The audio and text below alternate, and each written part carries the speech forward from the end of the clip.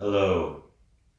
The in postures in this practice will be butterfly, both sides of shoelace pose, Sphynx pose, and then both sides of a reclined twist. Useful props might be a block, it might be a large bolster, but also blankets and pillows can also be useful. The theme for class will be to cultivate the idea that if one wants to simplify one's practice or one's ideas, one must be careful to not oversimplify.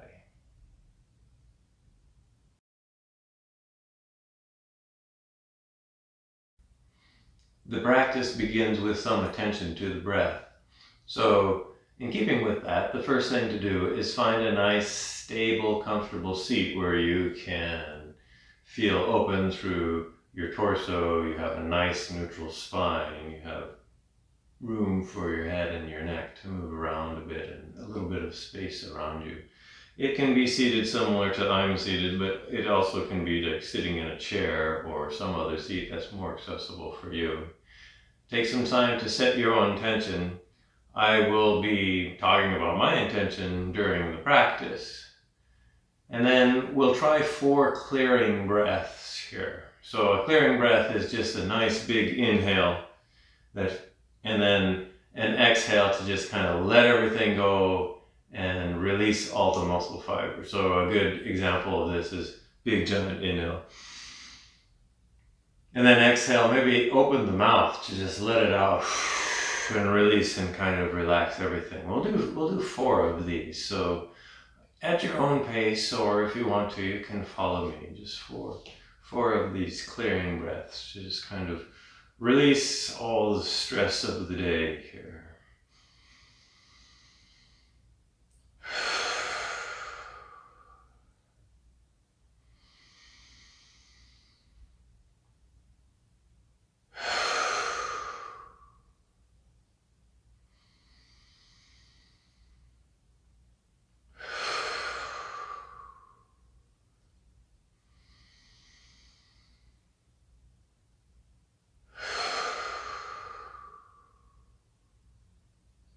If your eyes were closed, you can open your eyes. You can take a couple more gentle breaths. A little bit of a warm up before we get into the long held in postures. So we'll try a couple of lateral bends, so half circle and gate pose. And if you have since these are both done on your knees, if you have sensitive knees, and this is a good time to spread out a little bit of extra padding here.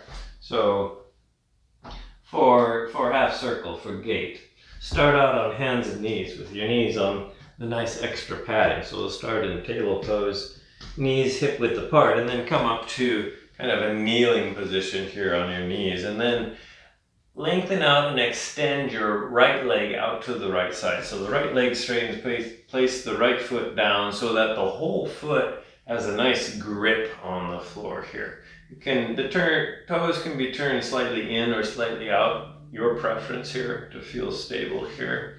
So nice neutral spines, hips, pelvis is moved slightly forward so it's in line with everything. And then inhale, sweep your arms up overhead, grow long here, and then we'll do half circle first. So lower the left arm down and then reach up and over and bend, sideways bend, and so that you can reach down and plant that left hand on the ground, reach up and over with the right arm here.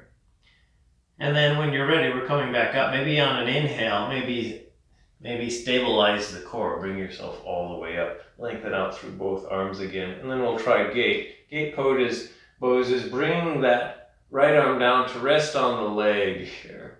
And then reach up and over and try to bend through the side body here. Lateral bend in the other direction. Just kind of find your edge, find that resistance, that stopping point. And then bring everything back up. Hands come down. You can come back to kind of a table pose and bring that right foot in. And then maybe now you know what the other side is going to look like. So bring the left foot out, and you can stay on hands and knees to do that if that feels more stable. And then bring yourself up to a kneeling position. And then arms come up overhead. Now it's the lateral bend in half circle over to the other side. So that right arm can be ready to reach down, and then you can reach up and over. Kind of get this lengthening and this stretch in the side body here. And then we're coming back up, so get your core ready to bring yourself up and then over into gate pose here. And then maybe stay in gate for a breath or so. And then bring yourself up. Come back to hands and knees, and we'll try Sunbird Lengthening here. So come back to table pose, make a nice, solid, steady table here. And then root through the right hand, root through the left knee, extend the right leg out behind you. Raise the right leg up so that it's parallel to your torso and level with your torso, and then kind of push that right heel towards the wall behind you. Raise the left arm and extend the left arm forward. And if this is too much for your balance, just concentrate on the leg here. But if the left arm is up, we can come into side kind of awkward airplane pose. An awkward airplane pose is experiment with moving your right leg out to the right and swinging the left arm out to the left as far as it goes for you. Maybe hold here for a breath. Bring them back and then set them back down. And then we'll do the other side here. So nice rooted table. This time the left leg extends. So trying to lengthen here through the left leg. You can stay here with just the left leg, or if you have the balance, extend your right arm forward. Stay here in Sunbird Lengthening, or if you want to try awkward airplane on this side, sweep the right arm out to the right, sweep the left arm out, left leg out to the left. Maybe see how this feels. Hold. Bring everything slowly back, and then come back to hands and knees. And then that kind of concludes the quick warm-up here. So we'll move into the first posture, and the first posture is butterfly pose. So come to seated, legs out in front. You have a lot of stiffness in your low body and your legs, and maybe sit up on a little bit of padding. You can sit up on a block or a bolster. And then make butterfly legs here.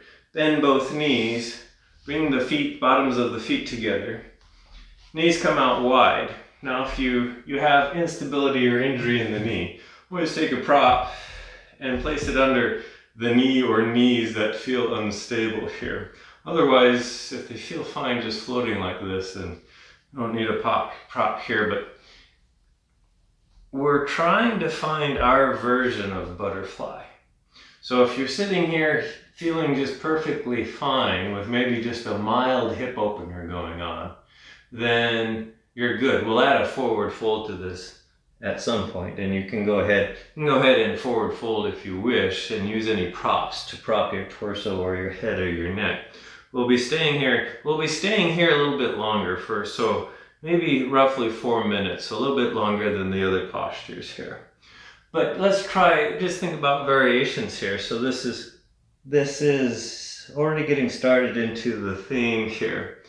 So this is variation number 1, which is often seen as kind of the standard version of butterfly, this pose right here. But you can do different things.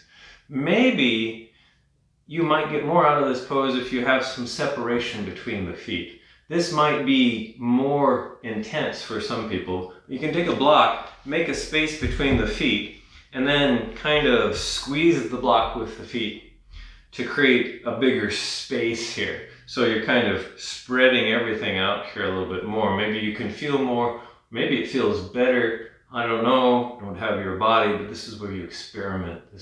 And remember, the block has different settings. So depending on how far your feet, you want the feet apart, you can try different settings. So this is variation number 2 on butterfly. The third variation is maybe you're dealing with an injury or something asymmetrical about your own body. So you want to make your posture, maybe this symmetrical posture creates pain, in which case try Try this variation where the feet and the legs are staggered a bit. One foot is actually in front of the other foot. And that might create a stability in your knee or your hip to make this feel much better.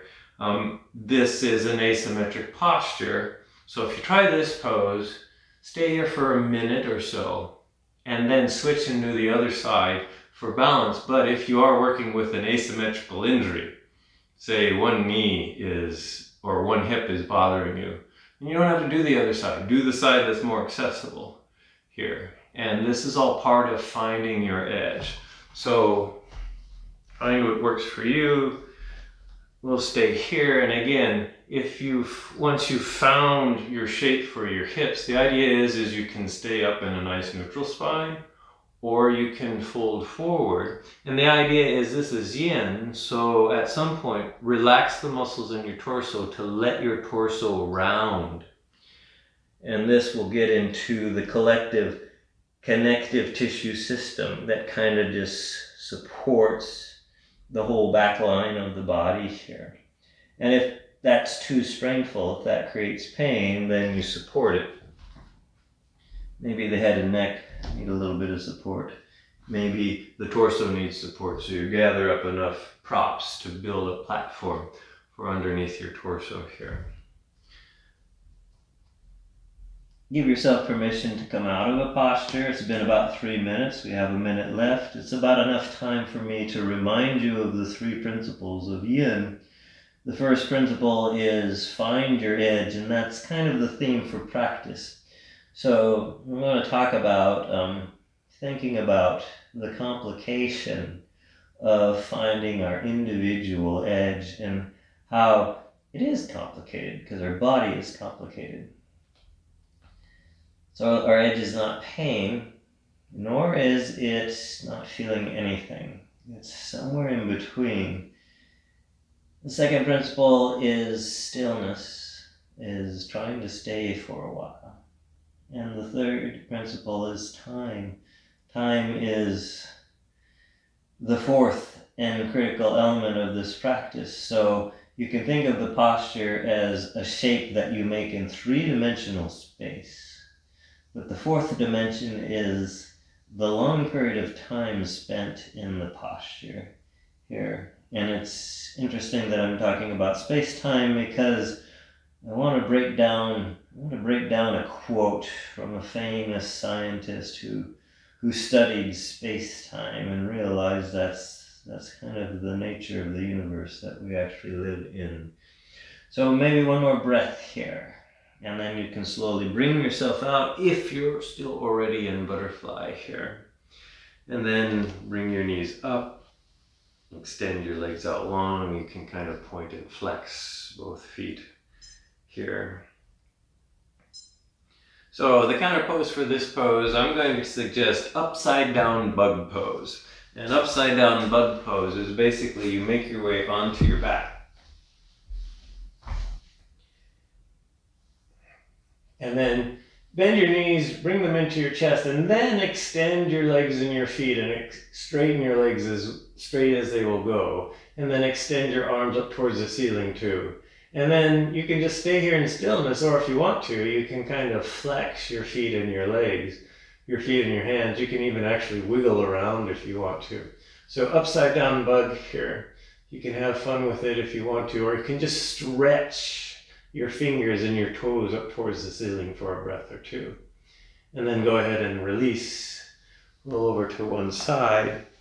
The next postures are each side of a posture known as Shoelace Pose. And again, you can sit up on some padding. You also don't have to if you get more out of the pose.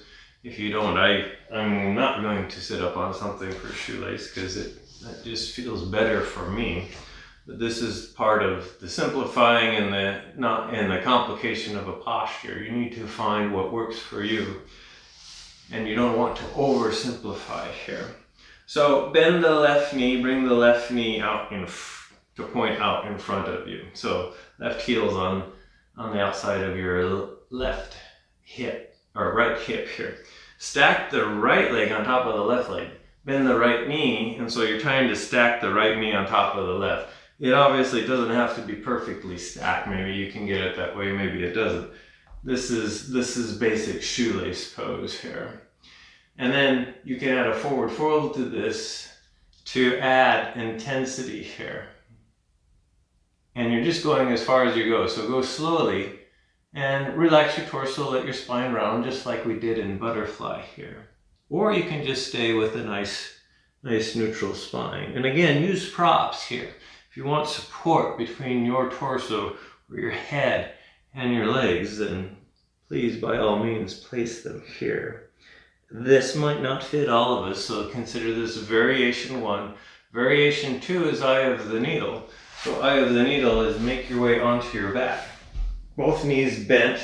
Place your right ankle on your left thigh. Right knee is out wide. You can just stay here with the left foot on the ground, or bring the left leg in and clasp the left leg, either the thigh or the shin, with your hands.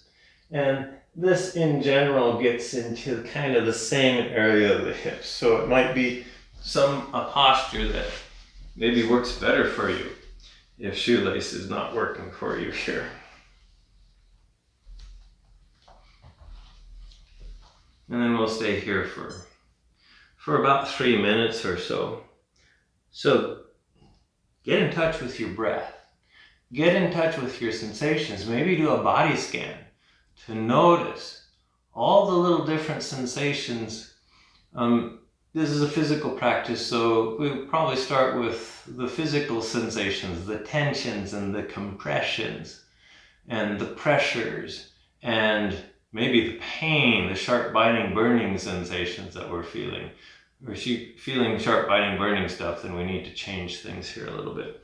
But if it's just kind of uncomfortable pressure, then we focus and we notice that. And we notice that it's not simple most of the time. It's complicated. There's a little bit here, there's a little bit there, because we have very unique bodies that are inherently complicated. And so this idea that's kind of a motto in certain circles and groups to like simplify one's practice or simplify one's lifestyle. It comes with a lot of buts and exceptions, and in that your body, your natural body is inherently complicated. It's a complicated system. And it's okay to get rid of unnecessary complications. So just to have the model simplify needs a little bit of interpretation. So one of the interpretations that maybe is a little more precise is a quote that that the famous scientist, physicist, Albert Einstein made. And this was actually not something he said. It's often attributed to him. And he said, make things as simple as possible, but not any simpler. The second part is important. In fact, it's maybe more important than the first part. So he's basically saying, so the quote is everything needs to be made as simple as possible, but no simpler. And that's a little bit more accurate. Now, turns out, just to be truthful and accurate, Einstein never actually said that, but it's implied in something that he actually said. And I'll go ahead and read. It's written, he said it in the language of science here. So it's a little bit more involved, but it is the takeaway here. So the actual quote that Einstein said was, "It can scarcely be denied that the supreme goal of all theory is to make the irreducible basic elements as simple and as few as possible, without having to surrender the adequate representation of a single datum of experience." All right. That basically says everything should be made as simple as possible, but no simpler, in kind of the language and the jargon of science. The first half of what he said is, it can be scarcely be denied that the supreme goal of all theory is to make the irreducible basic elements as simple and as few as possible. Translated, that means make everything as simple as possible. The second part of his quote, without having to surrender the adequate representation of a single datum of experience. And that's the second part of the quote, but no simpler here. So maybe one more breath here, and then you need to come out of shoelace here. Come out slowly. And then as you come out slowly, feel the reverberation of that posture. Maybe lean back, release your legs here. Bend your knees, put your feet on the floor. And then I like windshield wipers as a counter pose. So knees bob over to one side, they go over to the other side. If your knees or your feet are farther apart, you get a better internal rotation of the inner knee that's bobbing here. So maybe a few cycles of this before we try the other side of shoelace, and then we're ready. If you like eye of the needle, then maybe the other side of eye of the needle. Find your simplification that's not oversimplified here. So right knee bends. Stack the left knee on top of the right knee. Knees bent. Find this. By the way, you can put props underneath knees for support and stability. You can just sit here if you're getting enough in your hips. By the way, this is a hip opener, not a knee opener. So we're not looking for sharp, biting, burning pain in the knees. And then you can kind of round forward if you wish, or you can stay up here. So a few minutes on this side of shoelace.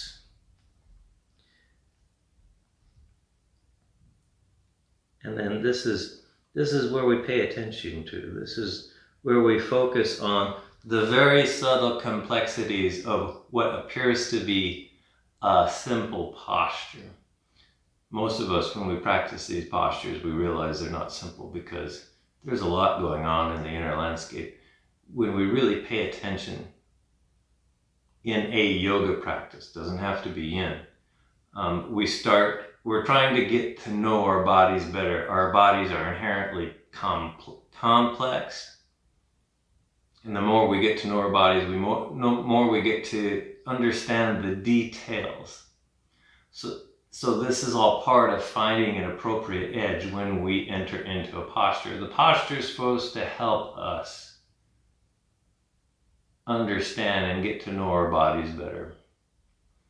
And what we're going to find is the bodies are inherently complicated, because what we're going to find is there's a lot going on if we're really paying attention here. If we're not paying attention, then we get bored. We get bored because we don't think anything is going on. That's not true. There's actually lots of things going on. We might decide to ignore something. Maybe there's some pain going on, and we decide we don't want pain to be part of the posture. And so instead of doing something more appropriate, we ignore the pain and just act like it's not there. That's a type of oversimplification that's not useful. The complication is real. You're experiencing pain and you're injuring yourself. And that should be a part of your yoga practice, is noticing that and responding to it appropriately, rather than ignoring it, which is an unuseful simplification here. So we have about 1 more minute here, if that's appropriate. If 2 minutes was already quite enough for you, give yourself permission to come out. Make things as simple as possible, but not any simpler. This is actually a complicated subject, because oftentimes when we try to oversimplify something in our practice or in our lives, what we end up actually doing is creating more complication. There's unintended consequences for that oversimplification. The unintended consequence of ignoring pain is injury that might take a lot of time and effort to heal that injury. And so instead of simplifying, we actually created unneeded complication. So that's why, and if you think about it, that's why this constantly applies to our edge. Our edge is a place where we're not oversimplifying and we're not overcomplicating. We're noticing the actual complication of the situation, all the little sensations, including the mental and the emotional ones that are going up here. This is an important part of our bodies here. So a couple more breaths here on this side.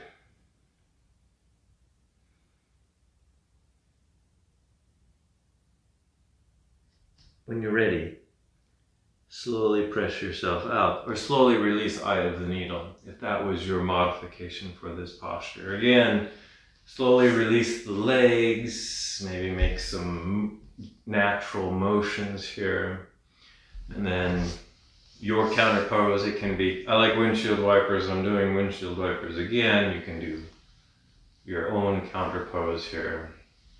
And then we'll go ahead and get set up for the next posture, which is Sphynx Pose. So make your way onto your belly, legs extended out behind you. Lower your torso down, bring your elbows underneath your shoulders, shoulder width apart. Hands can be in different positions. They can be in Sphinx position, they can be together, they can hold up your head here. Head can be in different positions for Sphinx, so it can be up, it can be looking forward, it can be hanging, it can be resting on a prop. Legs are extended and comfortable, so they can be close together, they can be farther apart. You're finding your Sphinx here. And then release and relax the torso so that the spine compresses into a back bend here. Now if that creates pain, that's too much compression. So you can bring yourself forward. So here's a modification if you happen to have a fancy round bolster like I happen to have here too. You can do what I call restorative Sphinx, in that you can place the bolster under your upper torso, so that you can completely release your arms. Maybe you have an injury in your shoulder or your arms, and that makes it painful to just rest in the Sphinx here. If you happen to have a prop like a bolster like this, then ta-da, my arms are completely released now. And I still have enough of a back bend that I can actually feel a light compression in my spine here. And so this is a nice Sphinx. I can actually even rest my head on the bolster. So I call this restorative Sphinx, in that it's slightly less intense than normal Sphinx, but I'm still kind of getting the benefit of Sphinx pose here. So we'll stay here for a few more minutes here in the Sphinx. And if this is not intense enough for you, you can always come up into seal. So seal is where you straighten and lock off your elbows. This helps if you turn your fingers up to the side slightly, and that will have to be up to you here. Head can hang down or head can hang back here. So all different kinds of modifications here for Sphinx pose. This is probably one of the most basic postures in all of yoga. So you can maybe describe it as one of the simplest postures. And yet, if you're wanting to make this posture useful for you, you're trying to find your edge. And that edge is that place where you feel you come to your stopping point, that point of resistance. So and then feeling all that sensation, that very light sensation, focusing on that. It's not simple. There's other things going on. You're breathing. You can feel your breath. Some of us can feel our circulation. For whatever reason, I'm really good at feeling my heart beat and the pulse in kind of all different places in my body. I don't know if that's because I've just practiced yoga a lot, or if I'm just getting older and for whatever reason, in my older body, I can feel my circulation, but that's part of being alive. You can also notice your thoughts. your thoughts and your emotions, which is a part of your being. If you're paying attention to and noticing all that, what you might conclude is that it's not simple.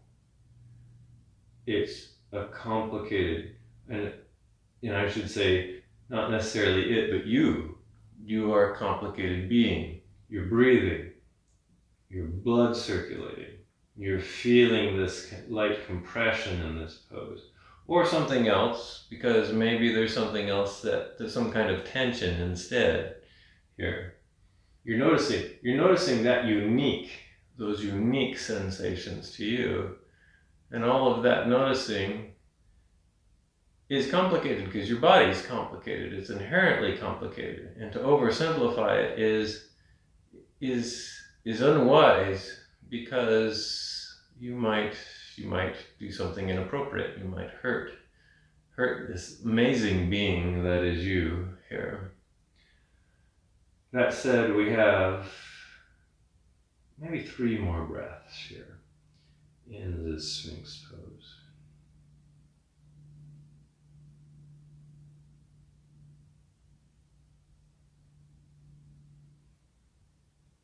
And then when you're ready to come out of this, you can slowly lower your torso all the way down, remove the props if you were using them. You can rest here, or the counter pose I'm thinking about for this posture is wide-legged child's pose, which I often call baby frog or warrior 4. You slowly bring yourself up to hands and knees, and the knees go wider than your hips. Maybe they go mat width, maybe not quite mat width, or maybe wider than mat width. You sink your hips back towards your heels until your hips don't go anymore. And then you lower your torso and extend your arms forward. This is a counter pose, so we're not here for very long, but maybe give yourself permission to stay here for 2 or 3 more breaths or so.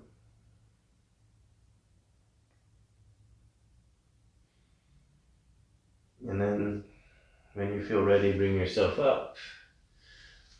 The next posture is a twist. Here, a spinal twist. So this is a reclined spinal twist. And there'll be some different variations that you can try in this twist too here. So version number 1 is to lay on your back, legs both extended, and then you bend one knee of one leg. I'm going to bend the right knee of my right leg here. And then I'm going to sweep the right knee over to the left, use my left hand to help, so that I'm swiveling my pelvic bone, my hips, over 90 degrees here to get my spine into a twist.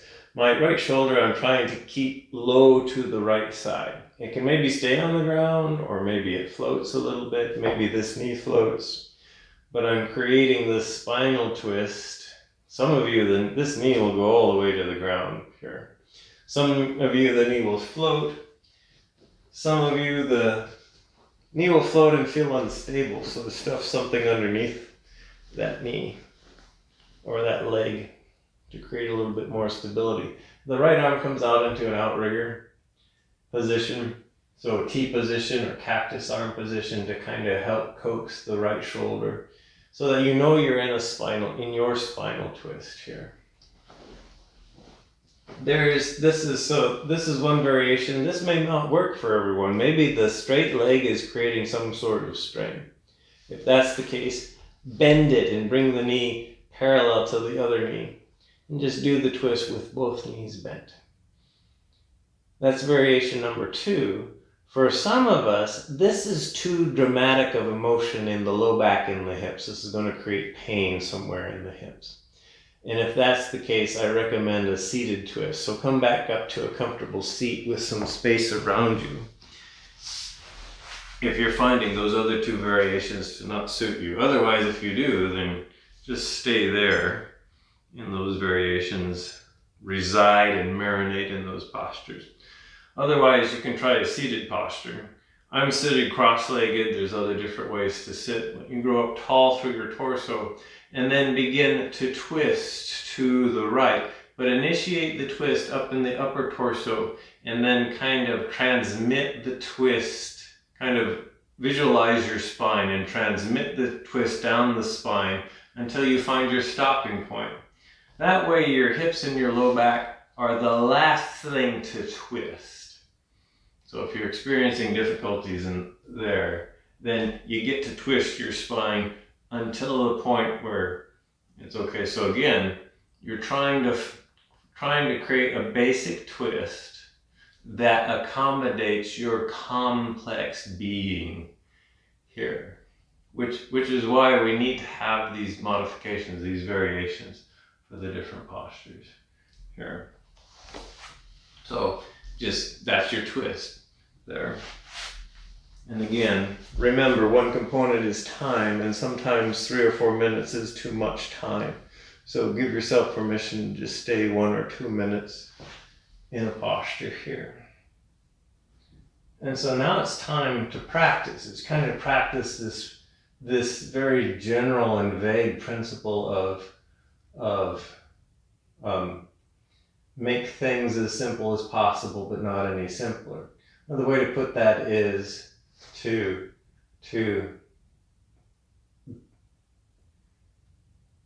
understand and realize the needed complication of every situation, to kind of minimize the overcomplication that's not needed.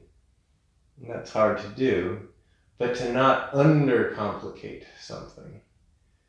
In other words, allow and accept the natural complication of the situation. The natural complication of any given yoga exercise or posture or practice.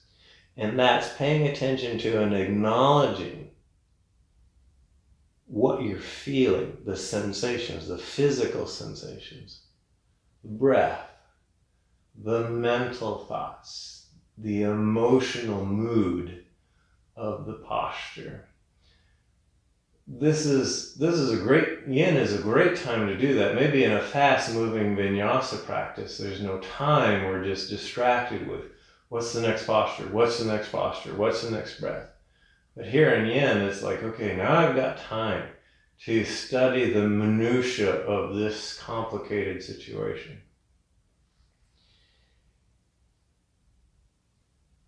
There's a couple more breaths here on this side.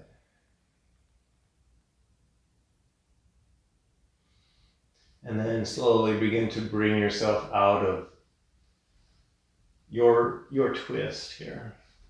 And then from here, a little bit of counter poses. You can draw your knees into your chest, give them a hug. You can do upside down bug pose again. Or we can just get set up for the other side of the twist. If you're doing the seated twist, then you just slowly twist to the other side. Otherwise, it's the opposite leg that's extended, the right leg. The left knee is bent, and then you slowly sweep the left knee over to the right. And sometimes it's helpful to sweep the hip back to the left, just to make it easier. You're going to have to experiment to see what works better for you. Other arm is out like an outrigger here to kind of encourage this shoulder to stay low. And for a lot of you, you can actually really root that shoulder down onto the ground here. And that probably makes the whole twist feel so much more stable here. So you're going until you're finding your stopping points, and that might feel simple or it might feel complicated. That's the edge. And once you've found an edge that feels really good to you, then you understand the meaning of that quote. Make things as simple as possible, but not any simpler.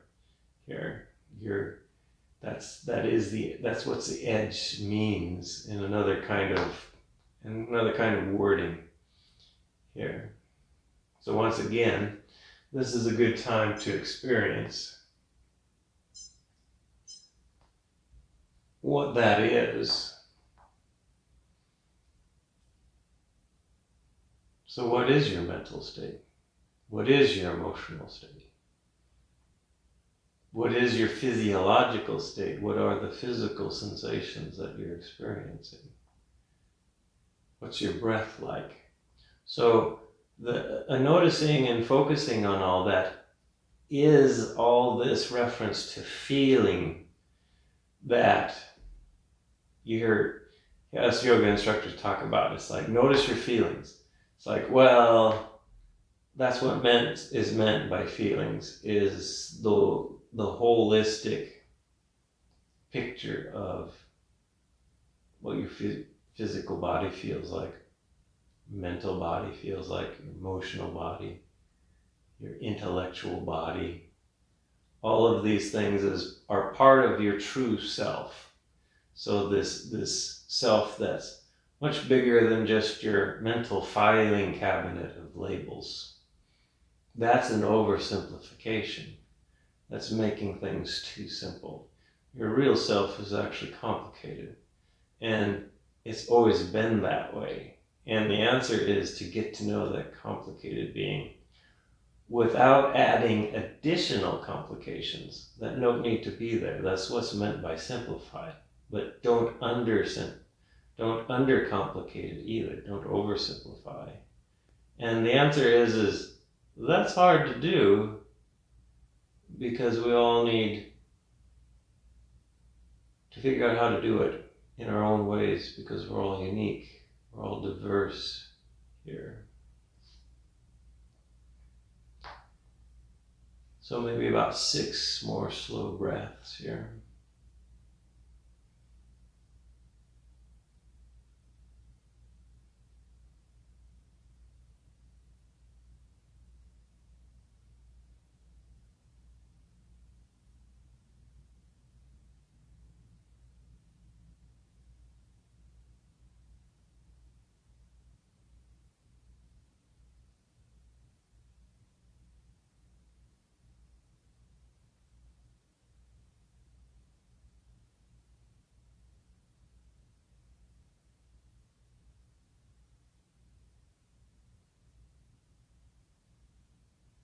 When you're ready, slowly begin to come out of the twist here. Come to lying on your back if you were doing a seated twist. And then bend your knees, draw your knees into your chest, give your knees a nice hug and a squeeze here. We'll try some sacral rolling just for integration before Shavasana here. So place both hands on each knee, keep the knees together, and then sweep the knees gently over to one side, slightly away from your torso as they sweep over to the other side, and then back into your torso so that you're making these knee circles. And then at some point, instead of focusing on the knees, think about how the pressure is changing on your low back here as you make these little circles here against the floor. And then at some point, a couple circles, 2 or 3 or 4 circles in the opposite direction here.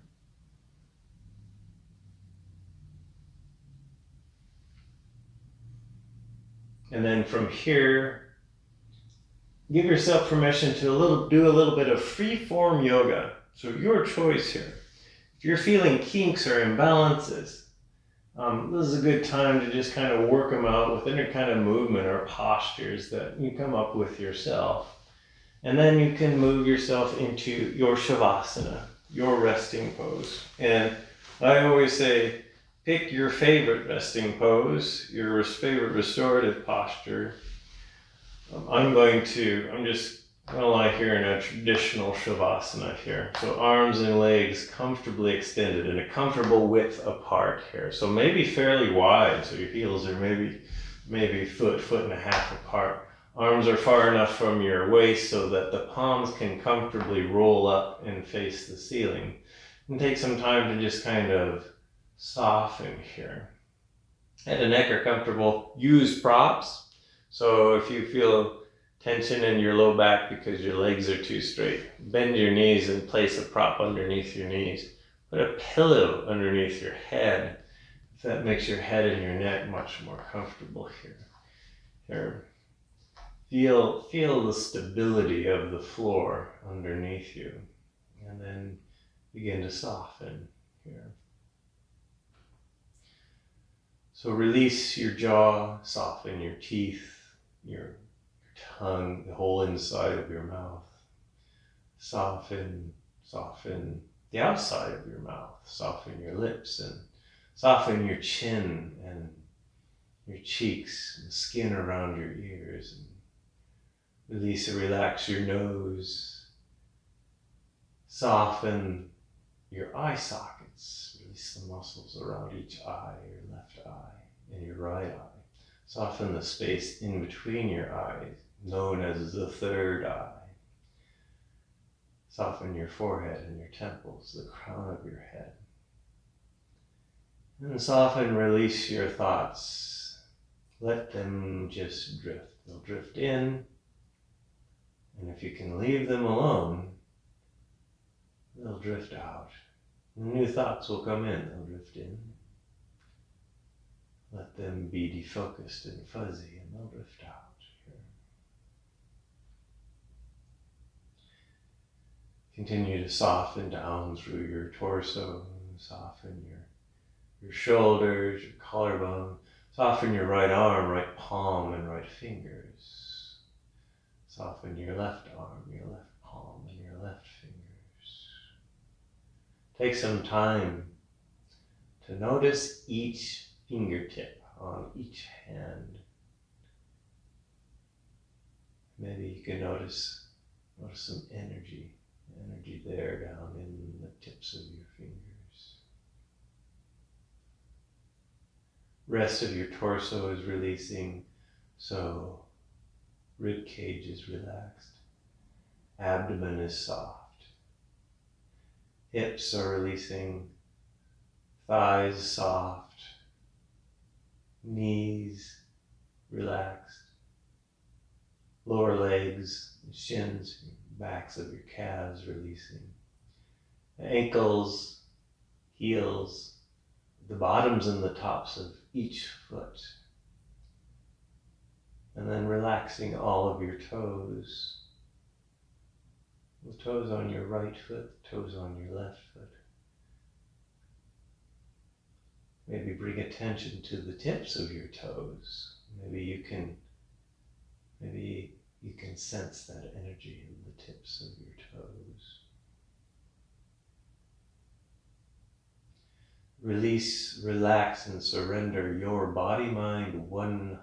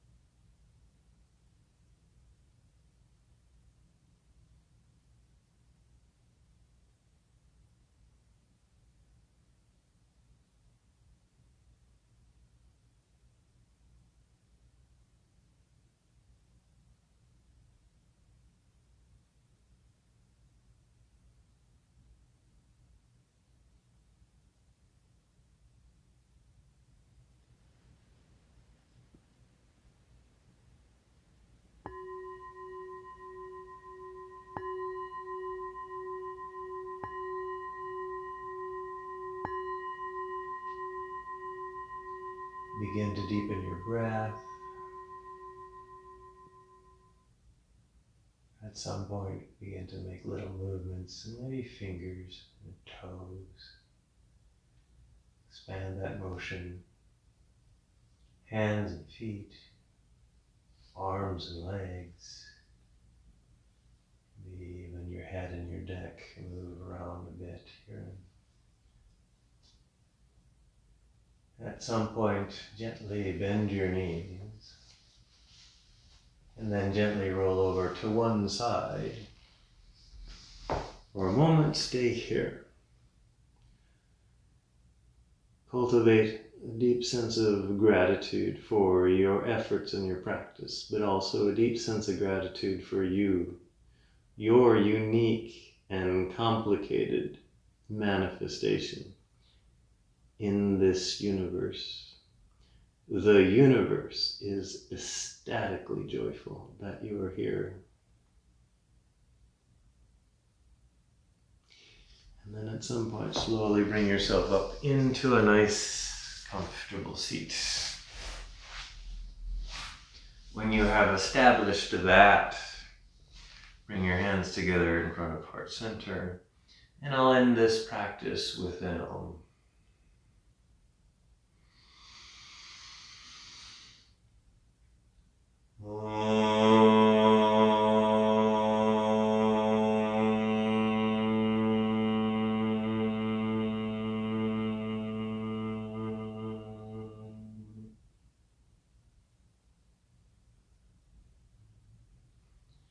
The inner light in me honors the inner light in you.